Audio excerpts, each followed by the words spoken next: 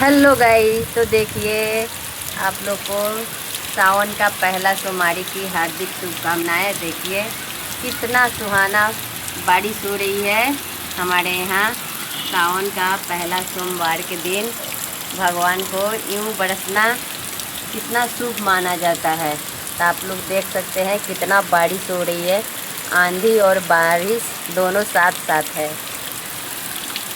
आप लोग बारिश का आनंद उठाइए।